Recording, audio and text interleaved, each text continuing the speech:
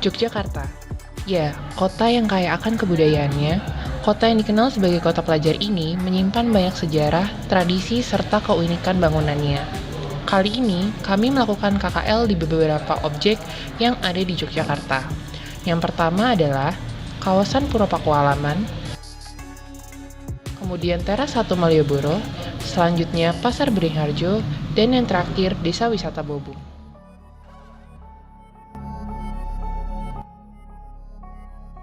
Puro Pakualaman merupakan bekas istana kecil Kadipaten Pakualaman yang digunakan sebagai tempat tinggal resmi para pangeran Pakualam mulai tahun 1813 hingga 1950 ketika pemerintah negara bagian Republik Indonesia menjadikan Kadipaten Pakualaman sebagai Kesultanan Yogyakarta.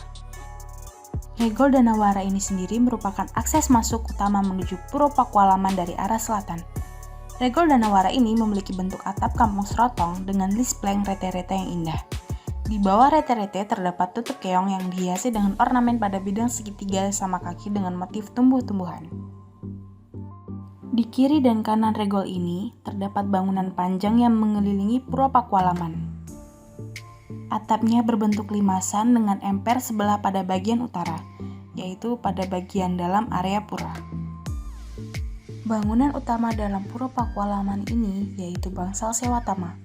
Bangsal Sewatama merupakan pendopo yang memiliki atap limasan berjajar 3, membujur arah utara dan selatan.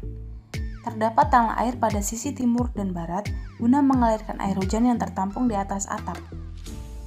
Bangsal Sewatama ini cukup besar daripada bangunan yang lain, sehingga memiliki penyangga yang cukup banyak.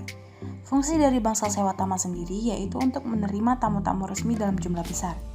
Pada kesempatan tertentu, Bangsal Sewatama digunakan untuk acara-acara yang sifatnya umum. Di sisi timur Bangsal Sewatama terdapat Gedong Purworetno yang berfungsi sebagai tempat tinggal Pakubuwono X saat sedang berkunjung. Gedong ini dihiasi dengan ukiran-ukiran kayu yang tembus pandang atau kerawangan. Selain itu, motif ornamen lengkungnya dipengaruhi oleh arsitektur Islam dari daerah Timur Tengah. Bangunan pendukung lain yaitu Teratak dan Kiar. Ini merupakan bangunan baru yang dibangun di sekitar halaman Puro Pakualaman yang difungsikan sebagai tempat parkir kereta kencana maupun mobil. Kiar ini memiliki atap limasan yang hampir datar, dikarenakan tinggi bangunan baru tidak boleh melebihi tinggi bangunan utama.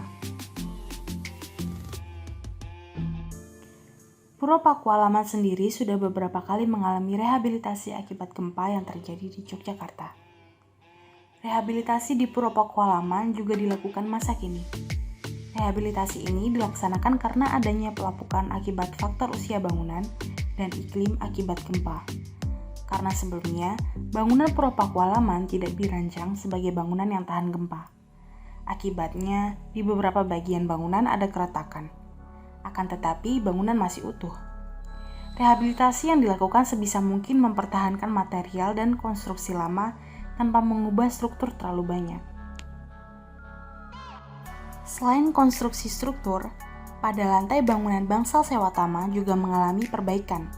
Sebelumnya, seluruh lantai bangunan di Puro Pakualaman menggunakan material tegel yang berwarna abu-abu kehitaman.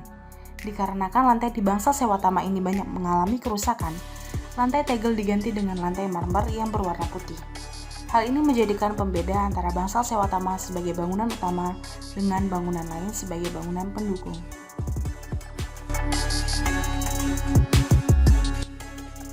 Masjid Besar Pakualaman merupakan masjid yang ada di Kompleks Puro Pakualaman. Masjid ini memiliki perpaduan gaya arsitektur Hindu, Arab, dan Jawa.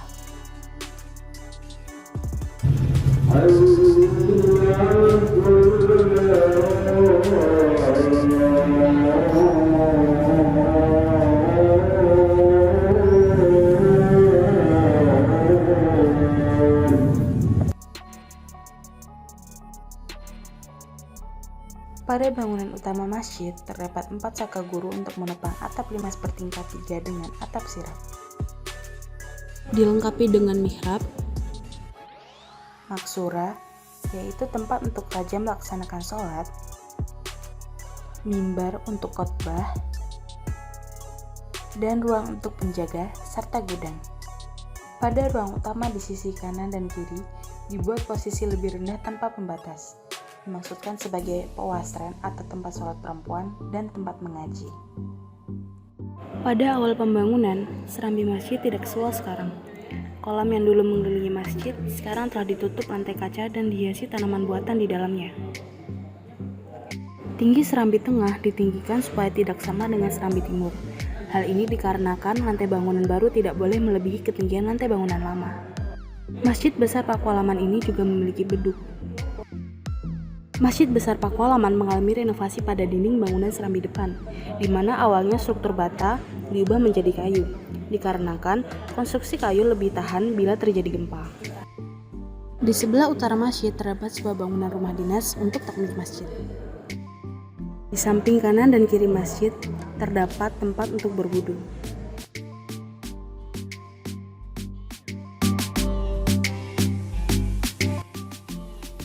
Teras Malioboro. Teras Malioboro bertujuan ingin mengembalikan Jalan Malioboro seperti dahulu tanpa adanya PKL di area teras Jalan Malioboro dengan cara merelokasikan PKL ke satu area dekat juga dengan Jalan Malioboro dan lebih terpusat. Hal ini juga dikarenakan pemerintah yang mengusulkan Jalan Malioboro ke UNESCO sebagai warisan dunia yang harus dijaga dan dilestarikan. Tetapi salah satu konsekuensinya adalah harus menata area Jalan Malioboro, yaitu dengan cara merelokasikan pedagang yang tidak memiliki toko ke teras Malioboro 1 dan 2. Dengan cara itu, Jalan Malioboro akan lebih tertata rapi. Konstruksi bangunan teras Malioboro ini berwujud persegi panjang dengan dua bangunan yang berbeda. Untuk bangunan utama, teras Malioboro ini berfokus untuk area menjual barang atau makanan khas Jogja dengan fasilitas seperti booth dan beberapa rak untuk menyimpan barang dagangan. Untuk bangunan yang berada di utara bangunan utama difungsikan sebagai area food court. Namun, beberapa penjual di sini mengeluh bahwa omset mereka tidak sebanyak saat mereka berada di pinggir Jalan Malioboro. Banyak, Pak. Karena penjualan juga turun drastis di sini. Terlepas dari masalah sosial yang ada, bangunan teras Malioboro menjadi salah satu wajah baru kota Yogyakarta. Bangunan teras Malioboro ini menggunakan konsep industrial di mana hampir keseluruhan material pada bangunan menggunakan baja besi dan kaca. Selain itu, untuk memudahkan pengunjung mengelilingi area teras Malioboro bangunan utama, diberikan transportasi vertikal berupa lift, eskalator yang disediakan untuk menaiki tiap lantai, dan juga tangga yang disediakan pada area samping bangunan.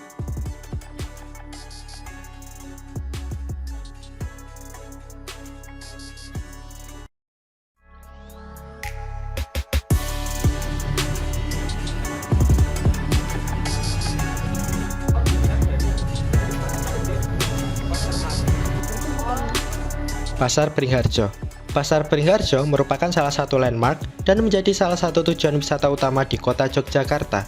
Cikal bakal pasar ini dimulai dengan aktivitas jual beli yang sudah ada sejak tahun 1758 atau pada era Sri Sultan yang pertama.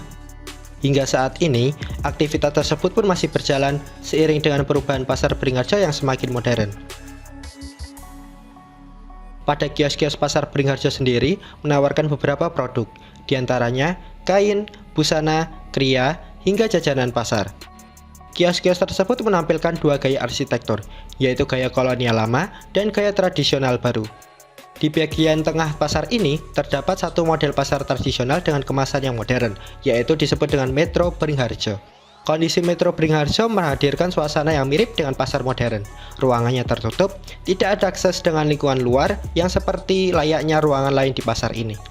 Pasar Beringharjo bagian timur memiliki pintu masuk utama yang menghadap ke jalan, dan wilayah pengelolaannya mencakup lantai 1, 2, dan 3. Karakter utama pada fasad timur ini yaitu dengan adanya bentuk atap tradisional rumah Jawa yang terbuat dari kayu. Terdapat juga deretan anak tangga sepanjang fasad timur bangunan di Pasar Beringharjo ini. Dari karakter inilah, Pasar Beringharjo memberikan suasana perpaduan antara bangunan heritage dan bangunan baru atau modern.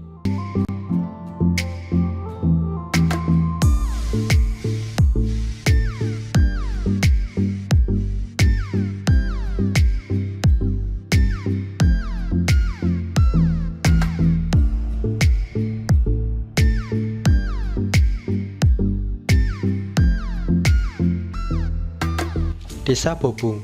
Desa Bobung hampir 90% warganya merupakan seorang pengrajin. Dan dari 90% tersebut, 80% juga menggarap ladang pertanian. Pada waktu itu, pengrajin di desa ini belum dikembangkan dengan baik. Oleh karena itu, Pak Sujiman bersama saudaranya, Pak Kukiran, mulai mengembangkan kerajinan topeng ini. Dimulai dari mengajak warga yang ada di sekitar kampung, sehingga bisa diterima dan semua dapat membuat topeng. Kemudian, topeng yang dihasilkan diperjualbelikan di pasar yang ada di Yogyakarta. Dengan pengembangan ini, merupakan salah satu upaya yang dilakukan untuk memperluas pemasaran produk asli Desa Bobung. Pada tahun 1980-an, kegiatan membuat kerajinan topeng semakin memudar di kalangan anak muda, dikarenakan budaya luar yang masuk. Hal ini membuat Pak Sujiman risau akan kelestarian budaya Desa Bobung, hingga akhirnya muncul ide membuat kerajinan topeng dengan finishing pola batik. Ide tersebut ternyata menarik perhatian dari pengrajin topeng di desa, hingga pembeli yang minat akan hasil topeng batik tersebut. Perkembangan yang pesat ini, kemudian pemerintah kota membantu dan memberikan nama pada Desa Bobung ini menjadi sebuah desa wisata kerajinan di Bobung. Pada tahun 2010 sampai sekarang, Pak Sujiman beserta warga setempat membangun sebuah konsep desa wisata mulai dari homestay sekaligus rumah produksi warga, hingga pendirian joglo besar untuk menggelar sebuah event-event tertentu. Dan kita, sebagai penerus bangsa, haruslah menjaga kelestarian budaya ini agar tidak mengalami kepunahan.